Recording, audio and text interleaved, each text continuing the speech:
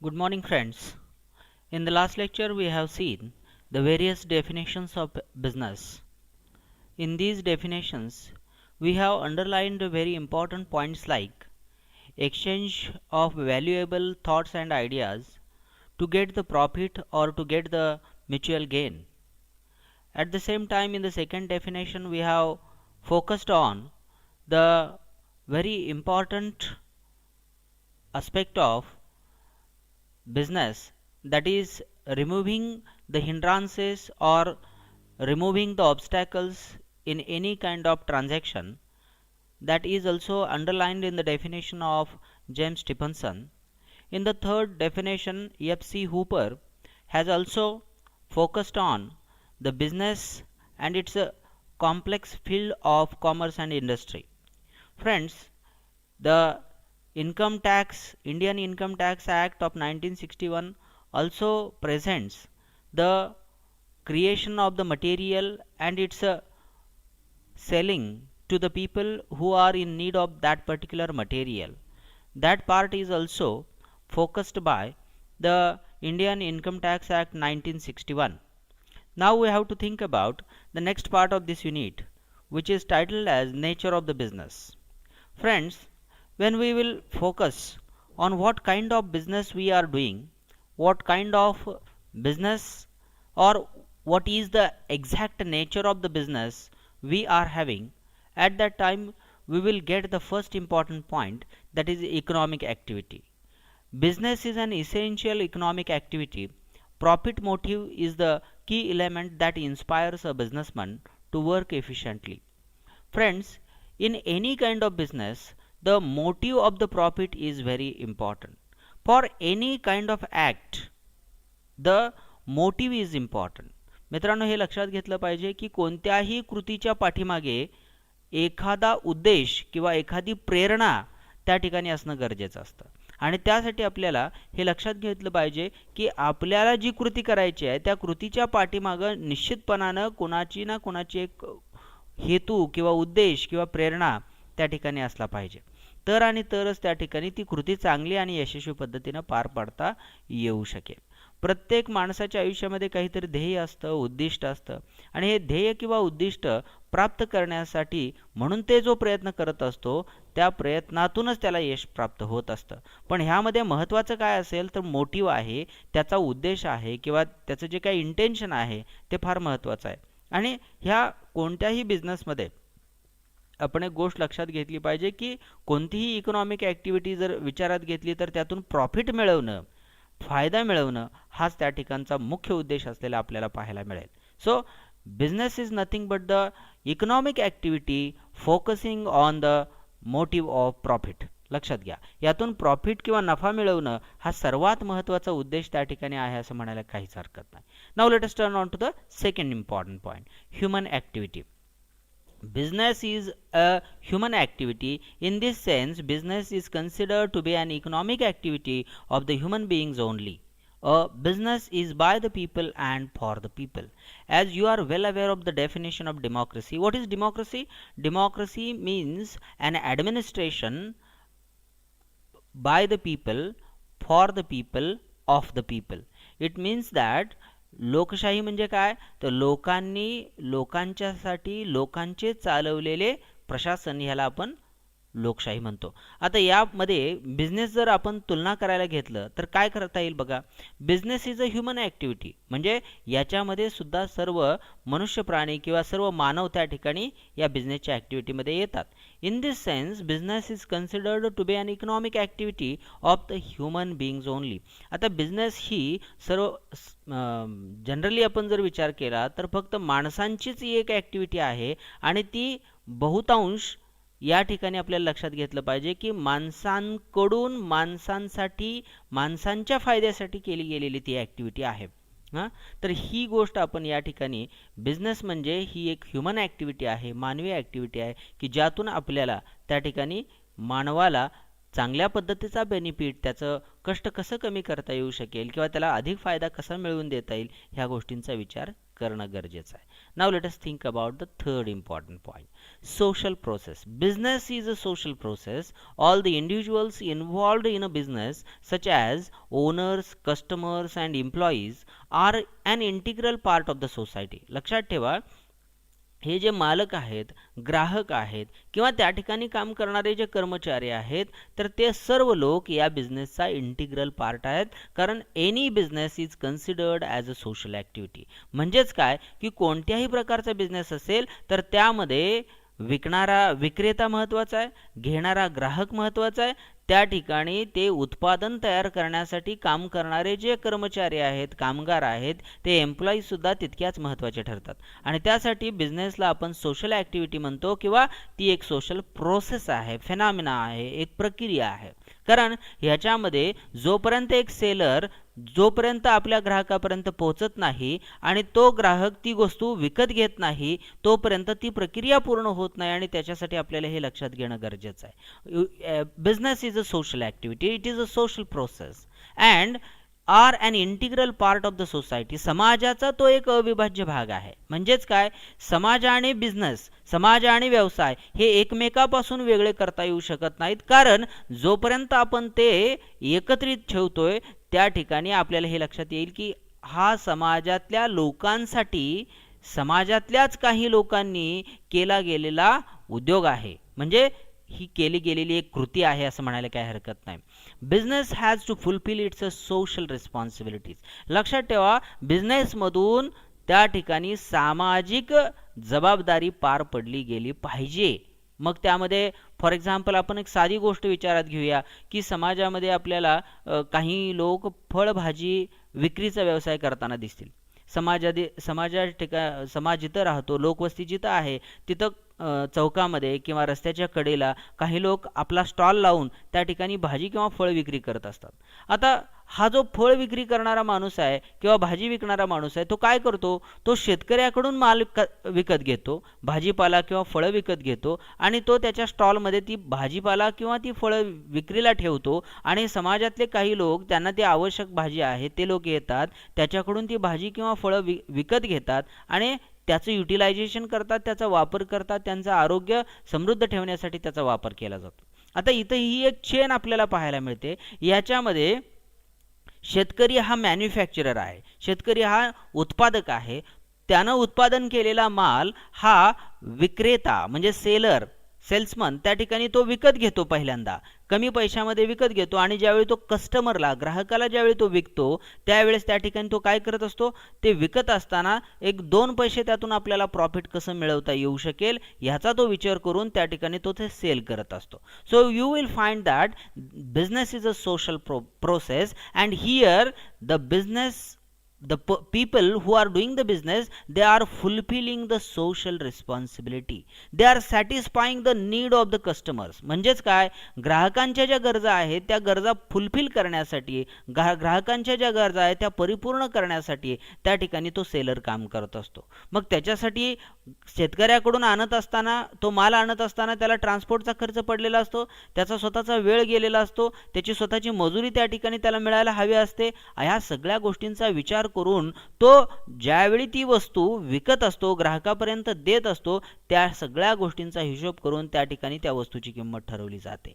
म्हणजेच वस्तू विकत असताना त्या ग्राहकाची गरज तर पूर्ण करायचीच आहे, पण त्याबरोबर थोडाफार फायदा आपल्याला पण मिळाला पाहिजे याच्यासाठी तो प्रयत्न करत असतो. Hence the business is an economic activity.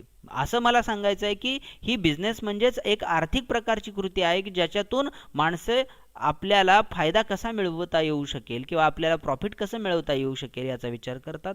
त्याचबरोबर लोकांसाठी, लोकांच्या गरजा पूर्तता करण्यासाठी ती गोष्ट केली जाते, म्हणून ती एक ह्युमन ॲक्टिव्हिटी आहे. आणि त्याचबरोबर लोकांच्या गरजा पूर्तता करत असताना आपण समाजाला काहीतरी उपयोगी पडतो ही देखील भावना आहे, म्हणून ती एक सोशल ॲक्टिव्हिटी आहे, सोशल प्रोसेस आहे. आणि ही सिस्टीम कशी आहे याचा आपण या ठिकाणी विचार करूया. Business is a system. A system is a combination of things or the parts forming a unitary whole. It is an established arrangement of the components for the attainment of the objectives. Similarly, business is a system consisting of various subsystems that are operated in a balanced and the coordinated way. लक्षात घ्या, business ही एक system आहे, ही एक विशिष्ट अशी पद्धत आहे किंवा एक रचना आहे की ज्या सिस्टममध्ये काय केलं जातं, combination of the things or the parts forming a unitary whole. म्हणजे या ठिकाणी काही वस्तू असतील किंवा काही विशिष्ट अशा प्रकारचे घटक असतील, या सर्वांना एकत्रित आणलं जातं. It is an established arrangement of the components for the attainment of the objective. लक्षात घेतलं पाहिजे की या ठिकाणी विशिष्ट अशा पद्धतीची एक अरेंजमेंट, रचना किंवा मांडणी त्या ठिकाणी केली जाते, घटकांची मांडणी केली जाते आणि विशिष्ट अशा प्रकारची उद्दिष्ट त्या ठिकाणी सफल केली जातात किंवा प्राप्त केली जातात. Attainment of the objective. In business some objective are set at the initial stage and at the end of the business you will find that those objective are attained, those objective are achieved. म्हणजे बिझनेसच्या सुरुवातीला त्या ठिकाणी काही उद्दिष्ट ही set केली जातात, ठरवली जातात आणि ठरवल्यानंतर बिझनेसची प्रक्रिया पूर्ण झाल्यानंतर शेवटी असं लक्षात येतं की त्या ठिकाणी सुरुवातीला ठरवलेली उद्दिष्ट अगदी शेवटच्या टप्प्यावरती परिपूर्ण झालेली आहेत किंवा प्राप्त केलेली आहेत किंवा यशस्वी करून दाखवलेली आहेत, त्याला आणि त्यालाच बिझनेस असं म्हटलं जातं. Similarly, business is a system consisting of various subsystems that are operated in a balanced and coordinated way. लक्षात ठेवा, व्यवसायामध्ये किंवा बिझनेसमध्ये सगळ्यात महत्त्वाची गोष्ट काय आहे की या सिस्टीमच्या अंडर काही सबसिस्टम काम करत असतात. विशिष्ट अशा रचनेच्या खाली काही इतर रचना किंवा उपरचना त्या ठिकाणी काम करत असतात आणि ह्या उपरचना काम करत असल्यामुळं त्या ठिकाणी काय केला जातो, आपण बॅलन्स केला जातो किंवा त्या ठिकाणी समतोल साधला जातो. आणि या बिझनेसमध्ये एकमेकाशी असणारी लॉजिकल कनेक्टिव्हिटी ही अत्यंत महत्त्वाची आहे. कारण जोपर्यंत एकमेकाशी लॉजिकली कनेक्टेड सिस्टम तयार होत नाही, समतोल साधला जात नाही, एक प्रकारचं कोऑर्डिनेशन ठेवलं जात नाही, तोपर्यंत तो व्यवसाय किंवा तो बिझनेस यशस्वी होऊ शकत नाही. आणि म्हणून बिझनेसमध्ये त्याच्या स्वरूपामध्ये ह्या गोष्टी लक्षात ठेवल्या पाहिजेत की business is an economic activity, business is a human activity, business is a social process and business has its own system. व्यवसायाला त्याची स्वतःची एक विशिष्ट अशी पद्धत असते किंवा रचना असते. आणि म्हणून या ठिकाणी आपण कोणत्या गोष्टीचा अभ्यास केला आहे तर nature of the business. In the nature of the business you will find that there is a stereotyped connectivity between the system and the subsystems. Okay, we have seen this point, nature of the business. Now let us turn on to the types of the business activities. लक्षात घ्या मित्रांनो की आपण बिझनेसचं स्वरूप बघितलेलं आहे. आता याच्यामध्ये कोणकोणत्या प्रकारच्या ॲक्टिव्हिटीज आपण घेऊ शकतो किंवा कोणकोणत्या ॲक्टिव्हिटीज त्या ठिकाणी आपल्याला करता येऊ शकतात याचा विचार करूया. in an industry, it includes the activities connected with the production and processing of the goods. Manufacturing enterprises are engaged in the production of the goods. These kinds of the industries can be classified as follows. लक्षात ठेवा, कोणत्याही प्रकारची industry असेल किंवा उद्योग असेल किंवा कारखाना असेल तर याच्यामध्ये काय केलं जातं, it includes the activities connected with the production and the processing of goods. काही वस्तूचं उत्पादन केलं जातं किंवा त्या वस्तूवरती प्रक्रिया केली जाते. लक्षात ठेवा, दोन गोष्टी आहेत, उत्पादन करणं आणि उत्पादन केलेल्या वस्तूवरती प्रक्रिया करणं. लक्षात ठेवा, ह्या दोन वेगवेगळ्या गोष्टी आहेत. इंडस्ट्रीमध्ये ह्या दोन्ही गोष्टी केल्या जातात. Manufacturing enterprises are engaged in the production of the goods. म्हणजेच काय, वस्तूंच्या निर्मितीमध्ये ही जी इंडस्ट्री आहे किंवा हे जे त्या ठिकाणी कारखाने आहेत, हे कारखाने त्या ठिकाणी वस्तूच्या निर्मितीमध्ये फार मोठे योगदान देत असतात. This kinds of the industries can be classified as follows. आता ह्या ज्या इंडस्ट्रीज आहेत त्याचे वेगवेगळे प्रकार खालील प्रकारे आहेत. कोणकोणते आहेत बघा. Let us see the first thing, analytical enterprises, then synthetic enterprises and last one is assembling enterprises. त्यातला पहिला आपण प्रकार बघूयात की analytical enterprises. आणि ह्या analytical enterprise मध्ये काय केलं जातं, an oil refinery that separates crude oil into petroleum, kerosene and diesel oil is an analytical concern. लक्षात ठेवा, आता एखादी रिफायनरी कशावर असू शकते, तर क्रूड ऑइलचं रूपांतरण किंवा त्याची प्रक्रिया करून पेट्रोलमध्ये त्याचं रूपांतर करता येऊ शकतं, किंवा केरोसिनमध्ये त्याचं रूपांतर करता येतं, किंवा डिझेलमध्ये त्याचं रूपांतर करता येऊ शकतं. आता ही जी ॲनालिटिकल प्रकारची इंडस्ट्री जी आहे ती इंडस्ट्री अशा पद्धतीचं काम करते, म्हणजे कच्च्या मालापासून पक्का माल तयार करणं आणि तो ग्राहकापर्यंत पोहोचवणं किंवा ग्राहकांच्या उपयोगितेसाठी मार्केटमध्ये आणणं, हे ॲनालिटिकल इंडस्ट्री अशा पद्धतीचं काम करते. त्याचबरोबर सिंथेटिक एंटरप्राइजेस. आता सिंथेटिक एंटरप्राइजेसमध्ये काय असतं की an enterprise which combines the several materials to produce one product is a synthetic enterprise. All soap mills and the cement factories are synthetic enterprises. आता या ठिकाणी आपण सिंथेटिक एंटरप्राइजेस म्हणजे काय हे नेमकं बघूया. सिंथेटिक एंटरप्राइजमध्ये वेगवेगळ्या प्रकारचं मटेरियल एकत्र आणून त्यातून नवीन एक प्रोडक्ट तयार केलं जातं किंवा उत्पादन तयार केलं जातं. ह्यातलं सगळ्यात बेस्ट एक्झाम्पल सांगायचं झालं तर all soap mills and the cement factories. आता सोप मिलमध्ये काय की त्या ठिकाणी सुगंध आणला जातो, त्या सोपसाठी आवश्यक असणाऱ्या केमिकल पावडर्स त्या ठिकाणी एकत्र केल्या जातात, किंवा काही जे माइल्ड प्रकारचे डिटर्जंट्स आहेत, फोम क्रिएट करणारे ज्या पावडर्स आहेत त्या सगळ्या एकत्रित करून, म्हणजे त्यांची कदाचित जे रॉ मटेरियल आहे ते वेगवेगळ्या ठिकाणी तयार होत असेल, पण ते एकत्रित आणून त्याच्यापासून सोप तयार करणं, साबण तयार करणं, आणि तो साबण तयार करून त्याला विशिष्ट पद्धतीनं पॅकेजिंग करून किंवा त्याचं रॅपर तयार करून त्या ठिकाणी कस्टमरपर्यंत पोहोचवणं, हे एका सिंथेटिक एंटरप्राइजमध्ये केलं जातं. त्या ठिकाणी अशा पद्धतीच्या एंटरप्राइजला किंवा उद्योगाला सिंथेटिक एंटरप्राइज म्हणतात. आता सिमेंट फॅक्टरी, या ठिकाणी सिमेंटमध्ये काय काय गोष्टी येतात हे तुम्हाला माहीत असेल. सिमेंटमध्ये सगळ्यात महत्त्वाची गोष्ट काय येते तर चुनखडी येते.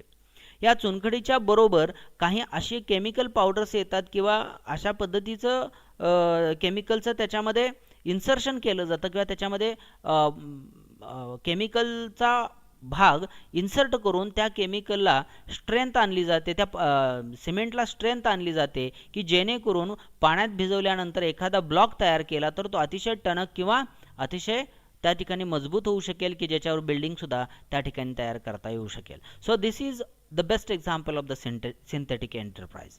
Now let us turn on to the last type of the business activity, assembling enterprise. आता मुळातच हा असेंबल हा शब्द काय सांगतो आपल्याला, असेंबल म्हणजे गोळा करणे. All those plants engaged in the production of the products such as radios, scooters, television sets are assembling enterprises. या उदाहरणावरूनच आपल्याला लक्षात येतं की रेडिओ असेल, स्कूटर असेल किंवा टेलिव्हिजन असेल, याचे जे सेट तयार होतात त्यामधले जे पार्ट असतात ते पार्ट वेगवेगळ्या कंपन्या तयार करत असतात. For example, the best example I would like to tell you the Maruti vehicles. These Maruti vehicle, for example, there is a car like Swift Desire. Okay. आता ह्या कारचं प्रोडक्शन करत असताना मारुती ही कंपनी काय करते, त्याच्यामधला पिस्टन असेल तर तो एका कंपनीकडून मागवून घेते. त्यानंतर त्या कंपनीचं जे इंजिन आहे ते एका दुसरीकडनं मागवलं जातं. त्याच्यानंतर त्याच्यात जे एअर फिल्टर असतील तर ते तिसरीकडून मागवले जातात. ह्या अशा पद्धतीनं वेगवेगळ्या ठिकाणावरून ह्या वस्तू एकत्रित गोळा केल्या जातात आणि कंपनीच्या मेन वर्कशॉपमध्ये ह्या सगळ्या गोष्टी एकत्रित आणून त्या असेंबल केल्या जातात. They are connected with each other to form a newly created car. आणि त्याचा पत्रा असेल, त्याच्या काचा असतील, त्याच्या विंडोजच्या काचा असतील किंवा त्याचे वायपर्स असतील, हे सगळ्या वेगवेगळ्या ठिकाणाहून मागवलं जातं. त्या ठिकाणी ते इम्पोर्ट केलं जातं आणि असं इम्पोर्ट केलेलं साहित्य त्या ठिकाणी काय केलं जातं, एकमेकाशी कनेक्ट करून त्यातून नव्याने एक कार तयार केली जाते की ज्याचा उपयोग त्या ठिकाणी सर्वसामान्य लोकांसाठी होऊ शकतो. So in this way friends, we have seen the two important points in this particular extract. The first one is nature of business and the second one is types of the business activities. With these words I would like to conclude today's lecture.